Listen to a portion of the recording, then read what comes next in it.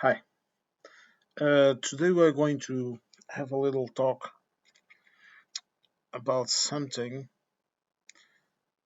that seems to be escaping a lot of people in America, and that is how quickly America's soft power in Europe has gone. I don't think, I think people think that, sorry, a minute please. I think people seem to believe that once they change their president, everything will just go back to normal. Are you that naive? I'm the man with the examples. But I will give you this example. Imagine you talk with your best friend. No, with a friend. No person, a guy you really like. You have you have been friends forever, and suddenly you start to see some things.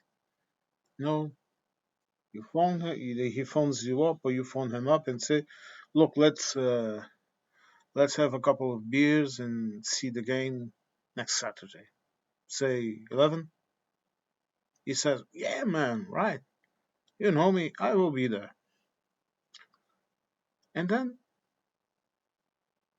Saturday, 11, no friend, no beers, you know, and you end up not being able, for example, to go to the bar because he was the one that was going to drive you there, or or you waited so long for him to arrive and drive him to the bar that you end up missing the beginning of the game. You just sit around in your house, have a beer, and see the game. Next day, you try to phone him, he doesn't answer, whatever. Next day, you either talk with him and he tells you, "Oh, well, sorry, I got tired of waiting for you, and I went and saw the game myself," or "I went with Phil from accountant," or whatever. Or for example, another friend phones you up and says, "Hey, hey, John, we were all here in the bar seeing the game. Why didn't you come?" Even your friend, I don't know, Ed was here. Ed is the missing friend. And you say, "What?" Ed asked me to wait for him here so I could drive him to the game. And he didn't show up.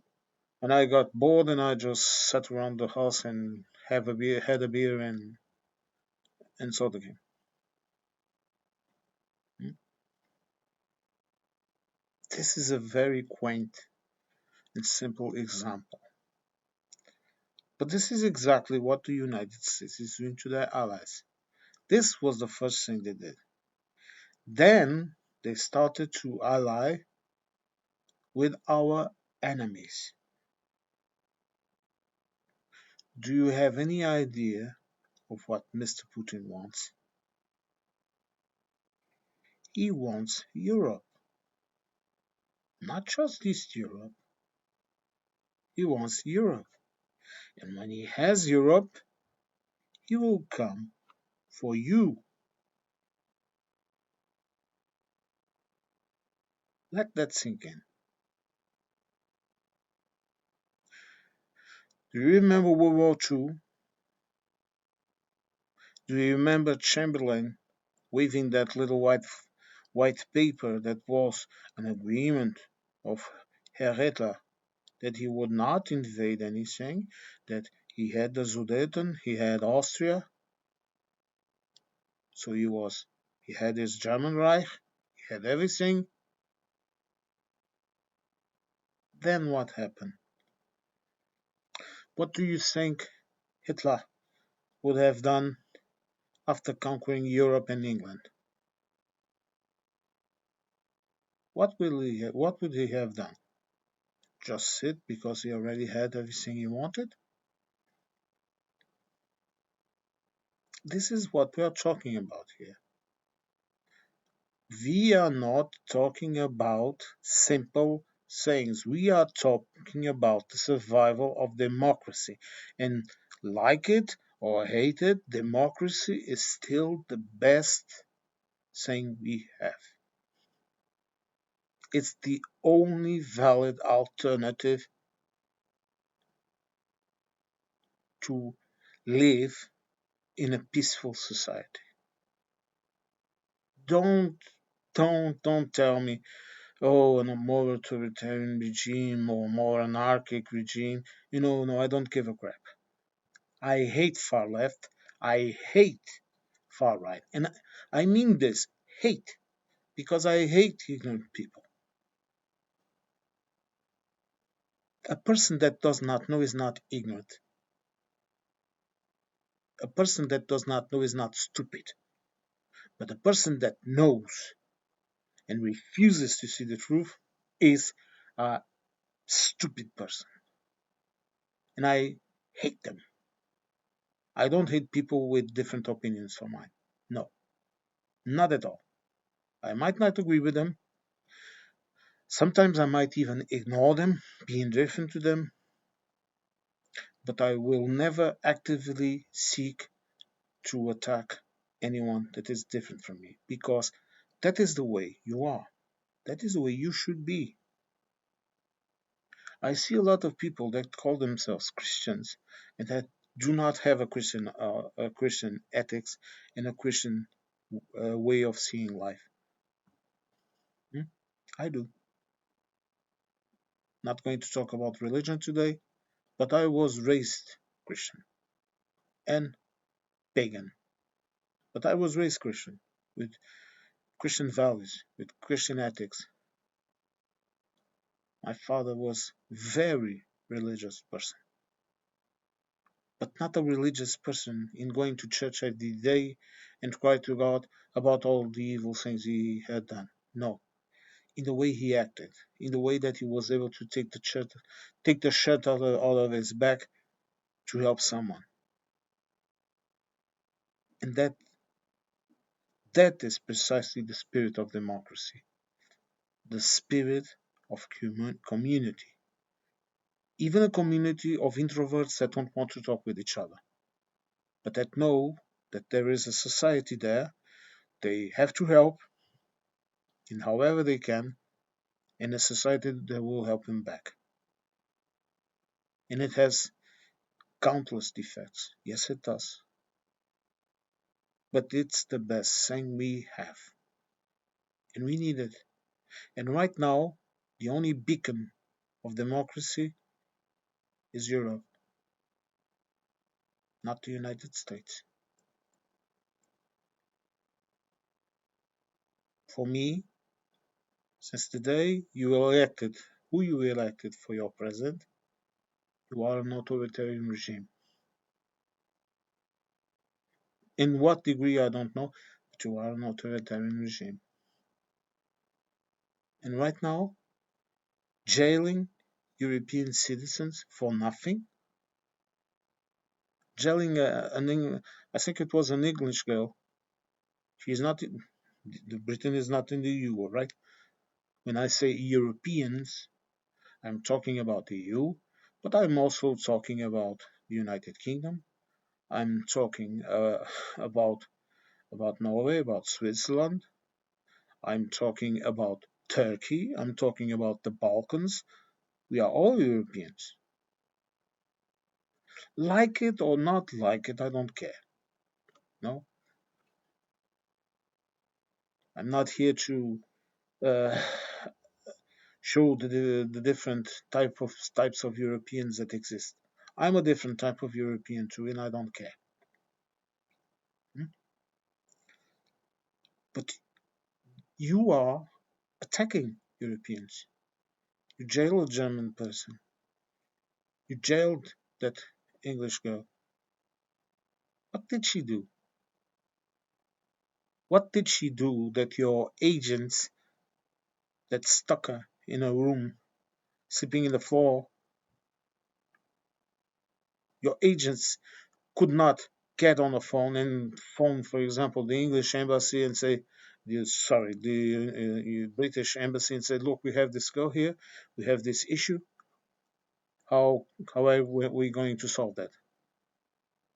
Or that German guy.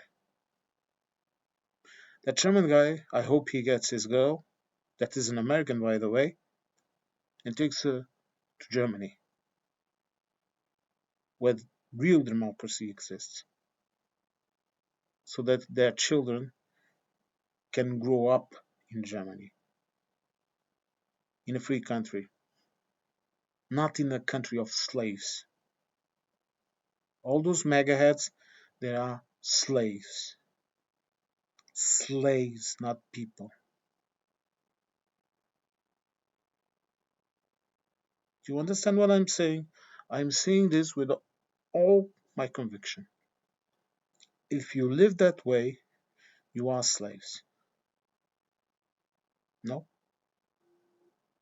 I might criticize my state, but I have the utmost respect for the institutions of my state. I would criticize an opposition leader, a political leader, a president, a PM. I would criticize them all.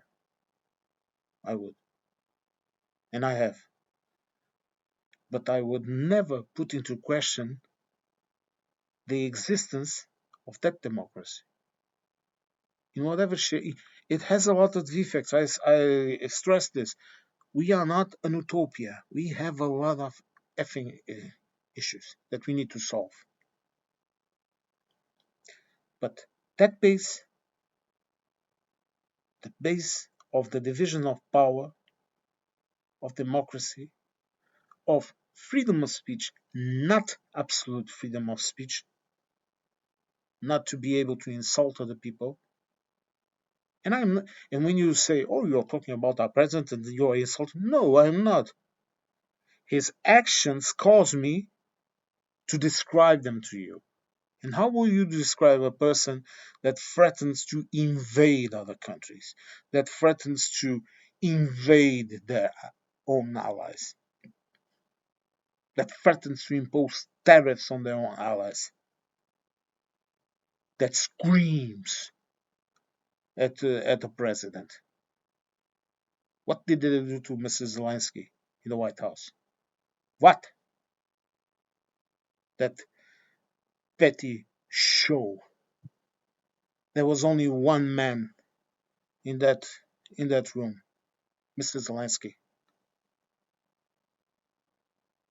No, and you side up with that Russian that calls him a Nazi. The man is a Jew, or at least partially of Jewish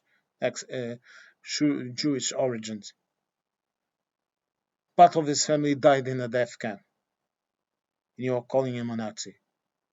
Just like the other idiots, the communist idiots, that when I was a kid, because I spoke German with my grandfather, that wanted to speak German with me because he during the dictatorship he was not able or willing to teach German to his children, and then they saw that I had the talent to speak other languages, and he looked at me and he told me, "You are going to speak German with me," because I only spoke it with my mother when I was a kid. So you are going to speak German because I want to speak in German with you. Und ich habe Deutsch gelernt, and I learned German. I need you to think. I need you to not let yourself be fooled by demagogues. X, other social media, they do not have the truth. The truth is in you constantly seeking all alternatives of information. If you want me to suggest you some information source, I will. Euronews, France 24, sorry, drifted to the Portuguese, France 24, it's in English too, German news, Portuguese news, they're actually good. TVE in Spain, RTP in Portugal. These are all channels where news have to be real, have to be fact checked, because we have misinformation and fake news laws here in Europe that are extremely punishing. And you, with some honorable, honorable exceptions, you are not getting news. You are getting propaganda. Propaganda. Just that. Political propaganda.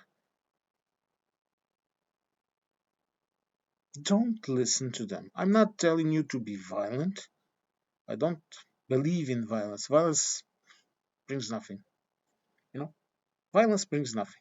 Even if someone is violent to you and you are violent back, it won't solve anything. Nothing. It will only bring more violence. I agree with Einstein. He talked about it.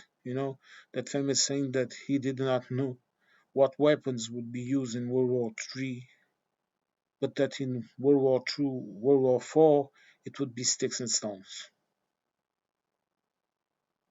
He was right. You see, I don't like Einstein either. I don't like his character, but I don't deny the validity of his theories, of his ideas, and of all of those things that he said. This was one of those things that got stuck with me. Why? Because he was right.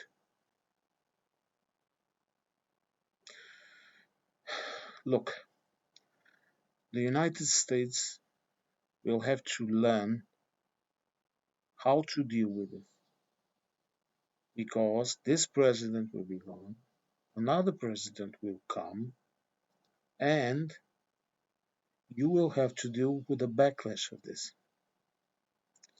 The best thing you can do right now, elections for Congress are coming, try to get a Democratic majority on it. And I'm not saying the Democrats are much better than the Republicans, but at least they try to maintain the status quo and the equilibrium. But it's not the parties you need to worry, it's the people that are on those parties. I'm just a foreigner. Listen to my advice, don't listen to my advice, indifferent. I'm just someone talking, nothing more. So what I would ask you is to be mindless, in the sense of separating your emotions from your logic. You have to be logic. You don't be emotional. Don't let yourself drag by emotions. Don't start to make fuffle insults and all that crap, because that is all shameful, man. I've seen a couple of them, and it's like I told you, I'm not an adept of Schadenfreude. It's not correct to mock others. It's correct to show the truth, to show the facts. It's not correct to mock. As it is not correct for those that voted, ask for pity without correcting their ways. Same thing. Same thing. Don't no. Does anybody remember the farmers in this place, in that place, that now old story? Yes, I remember them. You answer it in this way. Yes, I remember them. I also remember how they voted. Do they remember how they voted? Do they accept the consequences of their actions? Do they? No? Then why are you asking me this question? come back to me when they accept and try to correct what they did. This is the correct way to answer to that. No emotions, facts, logic. Trust me, I have lived more than I believed I would live when I was a kid and I was in the hospital. Yes, we all have our stories, all of us. So have logic in your life, have logic in your actions. I am trying to. It's so hard sometimes, really hard. But I am also trying to have logic in my life. And so should you. Because logic will save us. Logic. Okay?